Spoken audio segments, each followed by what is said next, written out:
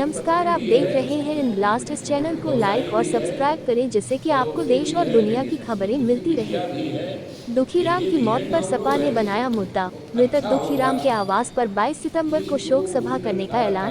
सांसद ने की रौनाही पुलिस पर कार्रवाई की मांग। अयोध्या सस्ती दिल्ली की दुकान के आवंटन को लेकर बैठक में आवेदक दुखीराम के बेहोश होने पर जिला अस्पताल में मौत होने का मामला। शुरू हुई सियासत।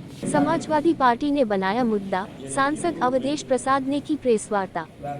रौनाही पुलिस को बताया दोषी। रौनाही पुलिस ने मारा था दुखीराम को धक्का, हुआ था बेहोश। जिला अस्पताल में इलाज के दौरान हुई थी मौत। सांसद अवधेश प्रसाद ने लगाया आरोप। रौनाही से नीचे करो ना थोड़ा। हाँ बस। सवाल ये है मंत्री जी, इस पूरी भूमिका में पुलिस की भूमिका किस तरह देखते हैं आप और किस तरह की कार्रवाई की आप मांग करते हैं? ऐसा है, ये हाजीपुर बसेंडी जो थाना रौनाही जनपद अयोध्या में है, जहाँ से हम वहाँ की महान जनता ने मुझे 7 बार विधायक बनाया था। विधानसभा का नाम सोहवल था, वो विधानसभा का नाम अब हो गया है बीकापुर। लेकिन 90-95% मतदाता वही हैं जो सोहवल में 7 बार हमें जिताए थे। और ये गांव हाजीपुर बसेंडी वही गांव है जो सोहवल में था। उसमें एक गरीब आदमी दुखीराम पासी, जिसकी उम्र मुश्किल से 35 साल थी। उसके बाप का नाम राम अवतार पासी था। उसके 3 नाबालिग बच्चे हैं।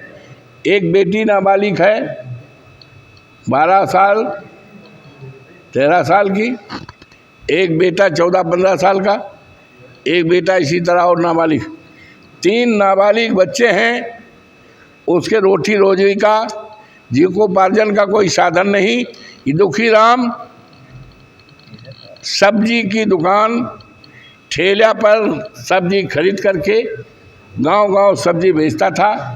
तब जा कर के शाम को उसके परिवार का चूल्हा गर्म होता था, बाल बच्चों को पालन करता था। लेकिन अफसोस है कि 18 तारीख को 19 तारीख को माननीय मुख्यमंत्री जी को अयोध्या में आना था, मिल्कीपुर में आना था। उसके पूर्व संध्या पर थाना रौनाही की पुलिस ने दुखीराम को धक्का दिया।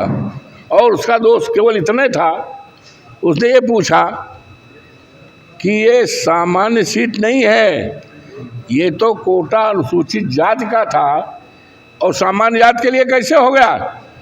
इसी पर वो आग बावला हो गए। उसको जाति सूचक गाली दिया, धक्का दिया।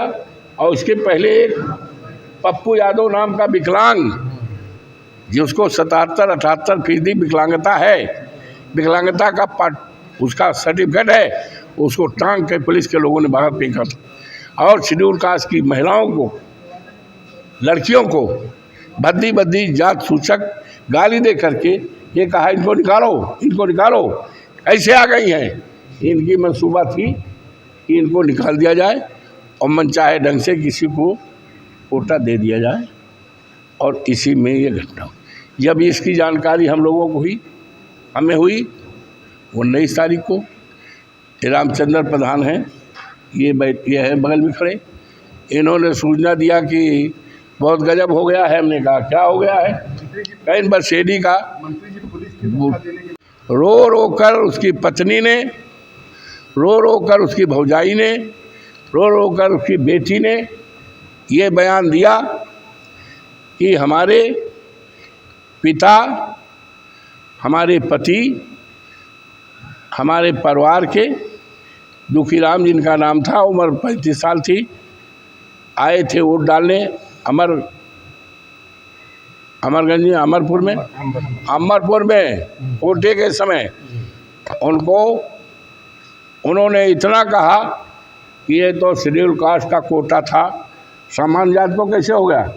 इसी पे पुलिस के लोग बावला हो गए और लोग भी गाली गलौज देने लगे बुरी तरह से इसके पहले एक विकलांग लड़का पप्पू यादव को, जो 78% विकलांगता, उसको उठा के टांग के फेंका था, और इसको भी धक्का मारा, गाली दिया, बाहर निकाला और धक्के से गिर गया, बेहोश हो गया।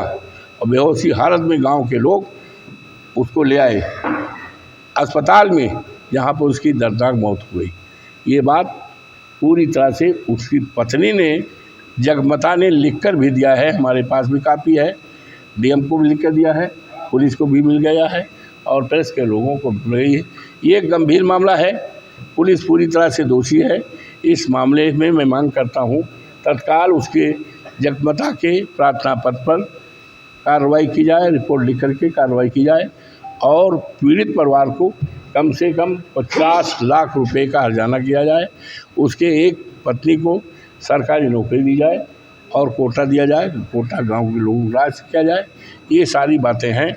इन बातों को लेकर हम 22 तारीख को यानी इतवार को 11 बजे हाजीपुर बस स्टैंड में उसके दरवाजे के पास शोक सभा करेंगे, जिसमें बड़ी तादाद में इलाके के लोग आएंगे और उनकी बात हम सुनेंगे।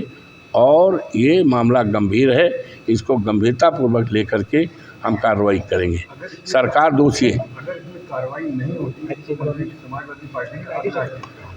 अरे अगर मगर क्यों लगाते हो यार, होना ही है। कदम तो हमारा सब देख चुके हो। हमारा अगला कदम क्या होता रहता है वो जग जाहिर है। 50 साल के लोग जानते हैं कि अगला कदम क्या रहा है। अस्कर जैसे हत्याकांड में दर्जनों लोगों जेल भिजवाया था, नहीं जानकारी क्या? वो काउंटर हुआ। हाँ, काउंटर पे